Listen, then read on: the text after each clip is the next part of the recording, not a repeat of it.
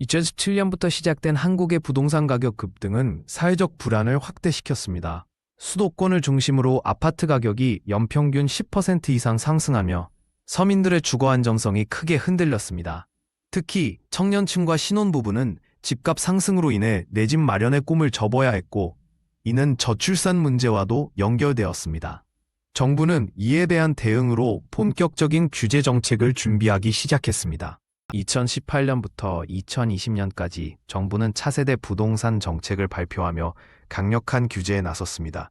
공급 확대, 세금 강화, 대출 제한 등이 주요 내용이었습니다.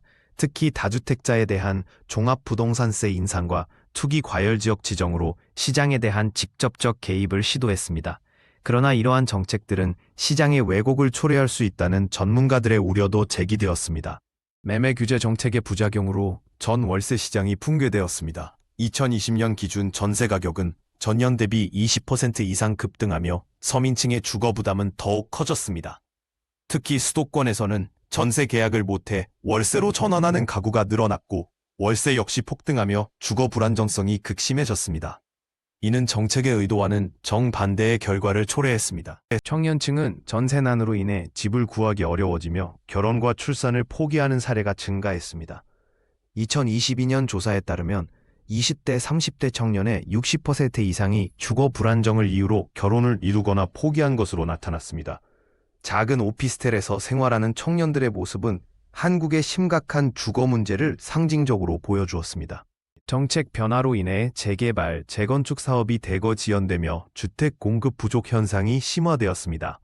2021년 기준 미완공 아파트는 전년 대비 30% 증가했고, 이는 향후 공급 부족을 더욱 악화시킬 전망입니다. 중단된 공사 현장과 반쯤 허물어진 건물들은 정책의 실패를 상징적으로 보여주는 풍경이 되었습니다.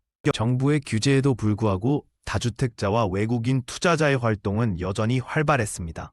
2022년 기준 상위 1% 다주택자가 전체 주택의 10%를 보유한 것으로 나타나 소득 격차 문제가 부동산 시장에 그대로 반영되었습니다.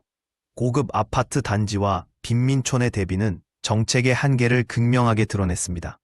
수도권 집중 현상은 여전히 지속되며 지방의 공동화가 가속화되었습니다. 2023년 통계에 따르면 서울의 인구 밀도는 지방의 10배 이상이며 빈집률 역시 지방에서 크게 증가했습니다. 이는 주택시장의 균형 발전을 저해하는 주요 요인으로 작용하며 지역 간 격차를 더욱 심화시켰습니다. 2023년 들어 부동산 가격은 하락세를 보였지만 여전히 서민들에게는 높은 부담으로 작용했습니다. 매매 감소로 인한 부동산 중개소의 폐업이 늘어났고, 집주인들은 우울한 표정으로 미분양 아파트를 바라보았습니다. 정책의 장기적 효과에 대한 회의론이 확산되며 시장의 불확실성은 더욱 커졌습니다. 2025년 현재 경제학자와 시장 분석가들은 한국의 부동산 정책을 두고 엇갈린 평가를 내리고 있습니다. 일부는 가격 안정화 효과를 인정하는 반면, 다른 이들은 서민층의 주거 불안정을 해결하지 못한 점을 지적합니다. TV 토론 프로그램에서는 정책의 도덕성과 경제적 효과에 대한 논쟁이 뜨겁게 진행되었습니다. 부동산 정책은 도덕적 책임과 경제적 효과를 동시에 고려해야 합니다. 뉴질랜드의 사례처럼 세입자 권리 강화와 공급 확대가 병행되어야 하며, 한국도 저소득층을 위한 실질적 지원 정책이 필요합니다. 정치적 이해관계를 떠나 장기적 사회 정의를 실현하는 방향으로 나아가야 합니다.